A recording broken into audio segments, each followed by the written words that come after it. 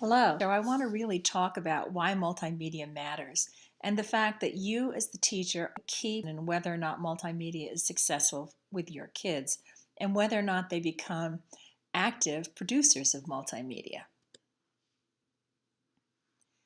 I want you to think of multimedia as a 21st century communication skill. Students are bombarded with messages and information all the time, and they need to understand how to sort through it and to figure out bias and stereotypings. We live in a knowledge society. When you want information, you look it up. For example, when I was diagnosed with breast cancer, the first thing I did was go online and read the research because I wanted to be a good consumer as I chose my team. And we also know that today students are not alone. They're connected online. They have friends online they don't even know. You have friends online you don't even know. You have friends you have stayed in touch with for many, many years because of the interconnectedness. So access becomes really important. Some schools don't have the computer hardware that they need. They don't have the fast speed of digital connection. And some students' families don't allow them to have that information at home. So access becomes a concern for us as teachers. How do we provide access for our students? How do we support them as they work through using many of the new tools? How do we teach them the kinds of behaviors that are appropriate so that they can be safe online, so that they can interact in a polite and productive manner? In the 21st century, our content becomes much richer when we use multimedia. And our students' understandings become deeper when they produce multimedia to show what they know about content. So in essence, kids are no longer bound by time or space. I'll give you an example. When my son was in college, he was doing an interesting project that you had to apply to take this course, and there was a hypothetical environment set out in space somewhere, and you had 10 or 12 kids from one institution working on a project against 10 or 12 kids from two other colleges. And one of the things that happened was that their space home began to sink. And they weren't really sure why, but they knew the temperature was rising. And my son got online, found someone who was a specialist at the University of Alaska in permafrost, emailed the guy, called him up and had a conversation about permafrost, and then went back to this online virtual environment and fix their problems. So our kids are not bound by space or time. They're not afraid to connect and ask questions. So we really need to guide them how to do that effectively. Here's what today's learner looks like. They need to have some understanding of information literacy and some basic skills. They need to understand that innovation matters, that they can think outside the box, that they can problem solve, that they can be creative in the way in which they answer information. Not everything has to be done in exactly the same way. And for some teachers, that makes them very uncomfortable. Many of us in school were given assignments where everybody had to do exactly the same thing. It had to look exactly the same. Remember those science fairs where we had the trifold boards and you had to set it up in a specific way that made your teacher happy? Everyone's looked exactly the same, whether you were looking at the functioning of the human heart or you were looking at the water cycle. We know that communication is critical. It's not uncommon to see kids in elementary school with their own phones. They're online, they're searching, they're texting. Some schools ban those, and that's a different question. How to allow students to use their mobile devices in school in a way that's safe and appropriate. And that's a larger issue than the content of this video. And also we know that today's student needs to learn to think critically. They need to watch and view and read and write and consider ramifications, not just accept what's coming in as the gospel truth. As a teacher, you want to teach the 4 C's, and those are communication, critical thinking, creativity, and collaboration. Teachers have always been concerned about communication. In the past, it was how do we get kids to speak standard English, and how do we get students to read and understand what they've read and to write and understand. Today, communication is much broader. It's multimedia, and so we have to teach those skills too. We need to help our students think critically, think deeply, to wonder, to question, to look for resources that support or question information that they've taken in. We need to really inspire our kids to be creative. Let them have a go. Try different materials, different ways of showing what they know through a variety of Web 2.0 tools. And it's important that our students have the opportunity to collaborate. In the work world and in college, you collaborate all the time. And none of us, or very few of us, work completely in isolation. We have to interact with other people. So collaboration becomes another key ingredient. So I want you to remember those 4 C's: communication, critical thinking, creativity, and collaboration. So very quickly, I'm going to review multimedia. It's digital content added to traditional media. So basically, you're doing some audio, perhaps image and video, and you're tying that together with text, graphics, and animation. And animation doesn't have to be just something flying in and out or ants walking across the screen. Often time-lapsed videos can be really helpful to show students what happens. For example, in high school, when they were talking about reproduction and they had a sperm and they had an egg, you can now watch that in video. How much more effective to think about it in a health class, how those actually work together to become a zygote. Let me talk about the multimedia elements and what you should be thinking about. Text is important. It's the cornerstone. We are a verbal society, but that doesn't mean that you should have a whole slide full of information. In fact, I probably have too much on here. But what we care about in the text is that it contains the key point or the key ingredients. Sound is used to emphasize whatever it is you've said in the text. So for example, if you think about it, if you are watching a movie and something scary is about to happen, the music changes. It becomes darker. But often it's the sound. I think you probably saw Jaws, and that thumping of a da-da-da-da-da-da-da really made us very nervous as we watched that movie, which is quite old now. But any video that you include in your multimedia project should enhance the viewer by being able to see something. So for example, it's one thing to draw a picture about a volcano and to talk about lava and the rest of it, but it's much more informative to see a picture of an actual volcano. And you can go online and look at the volcanoes that are erupting in the Big Island in Hawaii. And that would be really exciting to kids and also bring a sense of reality. Animation can show either movement or change over time.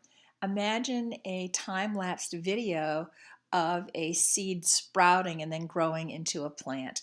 Very effective for kids. Graphics should also support the text, and those would be drawing, graphs, images, anything that helps the person hang their hat on the content you're trying to teach. But together, these 5 elements become very, very purposeful and help to make a multimedia project much more engaging and informative. And of course, that's what you want. You want kids to learn something, whether they've created it or whether someone else is created it and they're viewing it. It's important as a teacher that you think about why you're using something and that you connect it to pedagogy. That's the whole science behind teaching. We know that certain things work well, and so we do them. But there should be a reason for what you're doing. There was certainly a time when some teachers would do something just because they thought it was fun or kids might like it. I think fun and liking something are important considerations, but it should be tied to learning. For example, if you want your students to really understand how to keep observational journals in science, you might take beans and put them in a wet paper towel with a Ziploc, tape it to the side of the desk, and keep an eye with kids over time and watching that seed germinate and sprout. We know that many times multimedia engages learners, and it engages learners because they're actually constructing meaning if they're developing multimedia. And what we really want as teachers is to have our kids be thoughtful, reflective, curious learners. And some people think of technology as an academic intervention. It's not. You can certainly use it to help kids be supported in their learning, to develop accommodations and differentiate instruction. But technology in and of itself is not an intervention. So we want to choose the tools that best work for our kids and allow them to search and to risk take and to try with new tools that we may be unfamiliar with. So here are the things that I believe multimedia can do. It obviously fosters learning. Kids who are engaged, kids who spend time on something, learn more. They work through it, they think. We know that many times multimedia can help students learn about themselves, learn about what their thoughts are. It can help them learn to work with other people. It can give them an appreciation for intellectual property rights so that they don't plagiarize, so that they respect the work of others because they know what went into it. I know now that, for example, that you are producing screencasts and digital storytelling. You recognize how very much time I have to spend to develop these for you. And so you would never just grab them and use them somewhere else because you understand the whole notion of intellectual ownership. We need to teach our kids that. One reason that I think digital video production and digital multimedia all matters is that it helps our students when you create something. It's very different for me to read about making bread than it is to actually mix the dough, watch it rise, punch it down, and bake it. It's very different. Multimedia can help us problem solve. You could, for example, send your kids out through the school to look at ways in which people are not recycling and are wasteful and take images and put it together. And then as a class, they could come up with a whole problem-solving notion of how do we get our school to go green. I know that one of my students many years ago in a suburban school really worked with her fifth grade students in terms of the landfill and styrofoam. And in time, the kids on their own all stopped buying lunch because they were using styrofoam plates, which don't disintegrate in a landfill. And that's problematic. Well, the principal was furious at first because there was all this wasted food because suddenly you had 90 kids who were no longer buying lunch. But what happened over time was they actually bought plates and used them instead. So the kids actually got the experience of affecting change. I think simulations work well. For example, most of us will never end up in space, but we can go online and we can simulate the experience of being in space. And so it can be really helpful to training students and giving them an experience that they put themselves in another situation. Obviously, I think multimedia fosters effective communication, how we interact with others, how we receive messages. I've seen some really socially retarded behaviors online because faculty members have not been clear about the expectations, and so the etiquette can be really problematic. And so working with our kids on online social skills as well as face-to-face social skills is certainly a critical ingredient in effective communication. And we know that for many students, multimedia can help them participate fully. This is particularly true for students on the autism spectrum. They may not do well in a face-to-face situation, but given an opportunity to work online, they can show what they know. And that's really what we care about. So I see such potential in multimedia, and it's worth your effort to really master it. And I want to be very direct. Multimedia production is much more challenging than just reading or composing, even if you're composing and you're putting some images in, which we did at the beginning of the course. And what happens when you do multimedia is you have to make a lot of decisions about how do I get my message across? Do I reorder? What's the best image? How should I use color? What's the layout? So it's a much deeper thinking about the content. And I think in the end, what you have is stronger learning and much more appreciation for the work of others. And here's where I think your role as a teacher is critical. You have to model what you want done. For example, suppose in this course I had just grabbed images from the internet and used them. You'd do exactly the same thing. But now I see even in other courses, you're including the URL. So modeling becomes really important because kids watch what we do, adult learners watch what we do, and then they work through it. I think as a teacher, encouragement is really a main goal of yours? I know some of you are afraid of technology. I won't say technologically phobic, but certainly afraid of technology. You haven't had a real positive experience and you want to do exactly what you've done every single time. A teacher's role is to really say, have a go. You can do it. Stretch yet a bit more. Because why should students take a guess or a gamble on something if they're not comfortable? And so that's where the friendly work environment becomes important. Showing kids in a classroom that you tried something and it didn't work very well, but you learned this and you're going to do such and such differently. Allowing kids to really share their knowledge with each other so that it becomes a classroom of learners where there are many experts.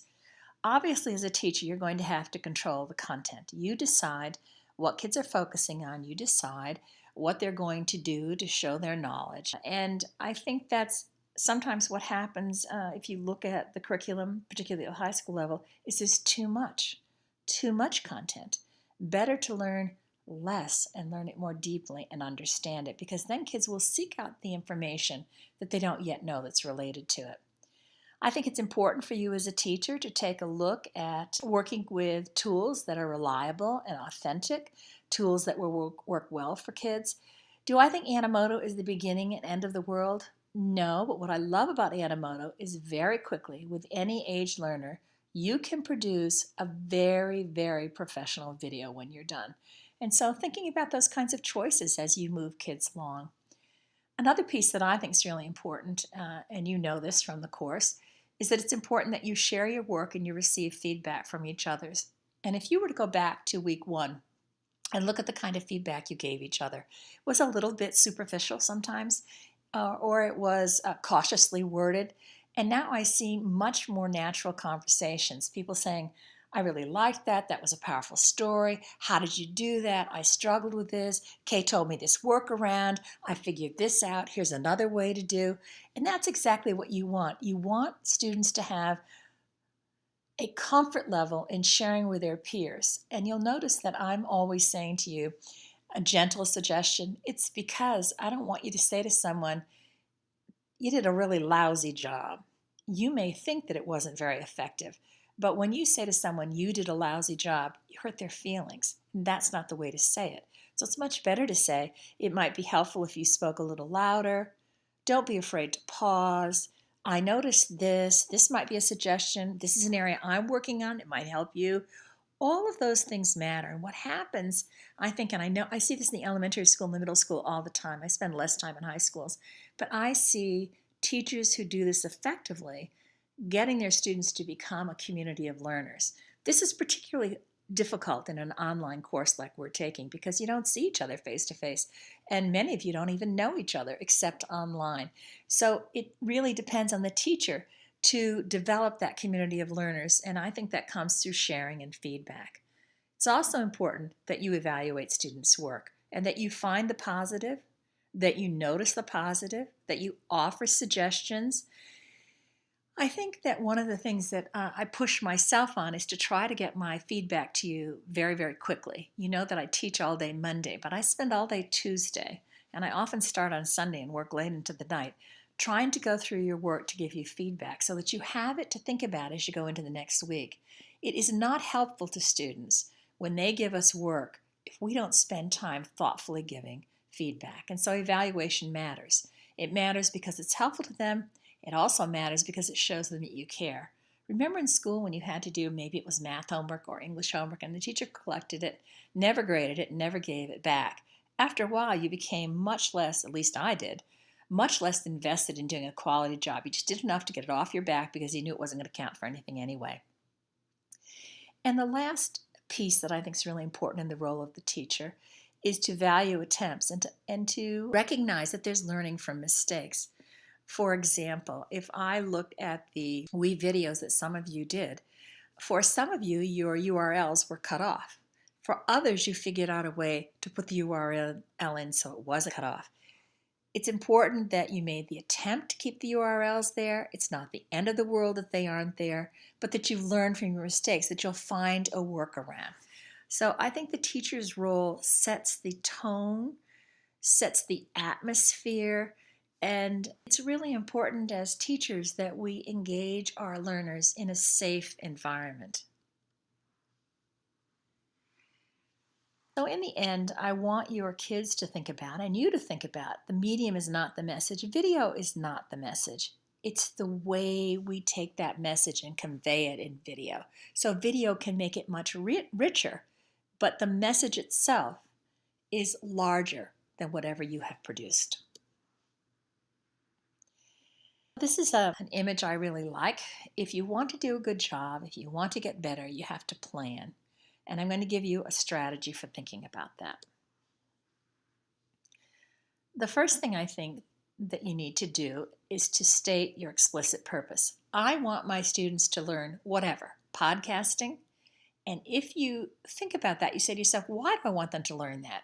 Go back and tie it to the communication skills of the Common Core State Standards. I want my students to learn podcasting because it's important to be able to speak effectively. It's important to take information and translate that into an argument, however you're using it. And many times it works best to start at the end. What would you like your kids to be able to do at the end of the work? If it's podcasting, for example, do you want your students to give a book talk? Do you want them to give a persuasive argument? Think at the end, and then you back up and you say to yourself, okay, what tools would be helpful for my students? Maybe in podcasting you have some students who have very limited experiences. Well, then Audio Boom is a great one. And I know many of you love Audio Boom. But we might want to move our kids along and work with Audacity or GarageBand so they learn how to edit their audio files. Would I start there? No, you start at what's easier, then you kind of gently nudge them along. And you have to really tie into your planning assessment. What do you need to learn as a teacher? If you want your kids to do a particular project, you need to know many ways to approach that so that you can help them and support them. And then you want your students to do some self-assessment. What worked well? What did I learn? What would I do differently? And you know that in this course, I ask you to do that all the time.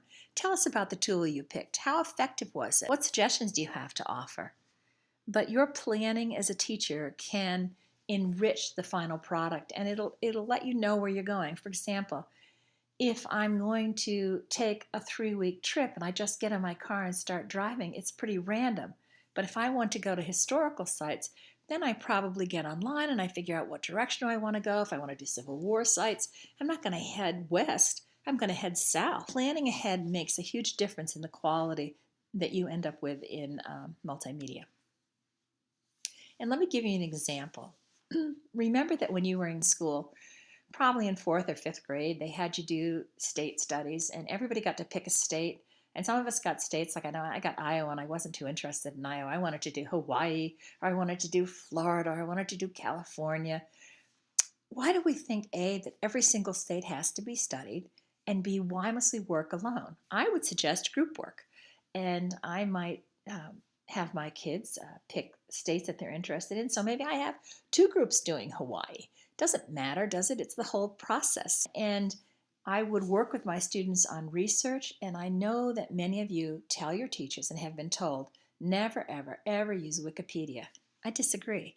Wikipedia is a great starting point. If you don't know something, if I don't understand nuclear fission or nuclear fusion, I might go to Wikipedia as a first read to get a general understanding so that it can guide my work. Would I cite Wikipedia? No, although I love the whole notion of it being a socially constructed site where people actually work and contribute and update all the time. But I would then go out and read other sources, and I would think about teaching kids about the trustworthiness of those sites. Is it an authority you can trust? For example, if I'm doing some work on Hawaii, I might feel more comfortable representing the views of indigenous Hawaiians from a website that actually is one sponsored by original people from Hawaii, First Peoples. And I would do a lot with Digo. I would teach my kids how to bookmark. So I might have everything they bookmark have a hashtag Hawaii. But I might then have a separate hashtag. It might be Hawaii birds, Hawaii foods, right? So someone could get online and search Hawaii, everything would come up. Or if they searched Hawaii dash or asterisk foods, then I'm going to pull up all the things in Hawaiian foods. So the annotations become important. What you write will be helpful to your peers. Teaching kids to develop folders when they get comfortable with Digo, and thinking about sharing. If you're doing some work on Hawaii, imagine that you can go online and you can capture, without violating copywriting, for example, some of Iz's recordings. And he was a very famous Hawaiian singer. He died, unfortunately, at a very young age, and he's best known for his theme song, Somewhere Over the Rainbow. But a lot of his songs talk about Hawaiians being Hawaiian and not being white, so it's very political. So there are many, many ways you could do a research study together, and then imagine your kids putting that together in a multimedia production. So even if 2 or 3 groups are doing Hawaii, you'll probably have different music, you'll have different images, you may have some different information. They'll still be looking at the habitats of the animals in Hawaii. Maybe someone's really focusing on the Big Island, and so you'll see the nini, which is like a Hawaiian goose. It's kind of a strange, awkward-looking bird, but it's kind of interesting. But I think it's the national bird of Hawaii. So it could look very, very different. So I'm suggesting that multimedia projects help your kids show what they know, and their end products will be different and yet very interesting to others in the group. So here's where I think you have to have a plan for how you're going to stay current. In this course, we are just touching the surface, And I know I talk with my colleagues in the School of Ed all the time about digital literacy, and I suspect that they get tired of hearing my rhetoric and song and dance. But there are ways that I keep myself active. And one thing that I do is I browse weekly. I spend about 4 to 5 hours. I don't think you need to spend that much. And I kind of look around and poke, and I'm always tripping over kind of interesting things that might be helpful. If I want to do something, let's say I'm working with a photo editor and I can't quite figure out how to do it, I go immediately to YouTube.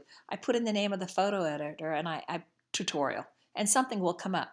As I've said before, maybe it's going to be, a 12-year-old going, yo, dude, or maybe it's going to be someone with an accent that might be hard for me to hear. For example, maybe I'll get someone from India with a very clipped English accent. I might not choose to listen to that because it's too hard for me to process, but I would go to YouTube. I also follow various people in educational blogs. I like Cool Cat Teacher, and I like Edutopia, and I read them all the time. And when I see something that's interesting and they suggest a tool, I immediately open it up and try it. You can, of course, post a question in the forum, and one of your colleagues will try to answer it, or I'll try to answer it. But the point is that you have to push yourself. The time and focused efforts you make will really produce results. This is just the starting point. You've got to have a plan and how you're going to push yourself forward, because what's terrific today will be outmoded tomorrow. And so really push yourself to learn more. Say, I'm going to learn how to do this. Take a course. There are many webcasts available, or webinars, and you can certainly participate in those. And many of your professional associations will offer them. In the end, what I'm hoping is that your kids will choose to use multimedia. They want to do it. We have many kids in schools who can read, but they're non-readers by choice. They don't pick up a book, they don't read a newspaper, they don't search online. They do, and they're proud of it. They do very, very little. But I think that if we engage our students, they will choose to do these kinds of things. Currently, we know from the research that most adolescents and pre-adolescents are online and social media, on Facebook, checking who's online, taking pictures, that kind of thing. Many times they're involved in games, and less often they are looking up information. But there are so many possibilities. I read that book by Diamond and Gayer last year. It's a terrific publication about ideas. And there are so many possibilities. You could have a class wiki where many people contribute to kind of summarize learning. You could have a blog where kids actually do online writing and read each other's. Think of it as an online journal. Obviously, we've talked about digital storytelling, but digital books, even kindergarten kids can do digital books. They can draw. Maybe they went to the firehouse, they can draw pictures, they can write a sentence underneath it. You can scan those pictures, put them together in a digital book, and kids can record it, and they can share what they've done. It's a valuing of their experience, and it really engages them in multimedia. There are many project-based learning opportunities. I talked about getting schools to go green earlier in this. And certainly you can have kids develop content multimedia reports.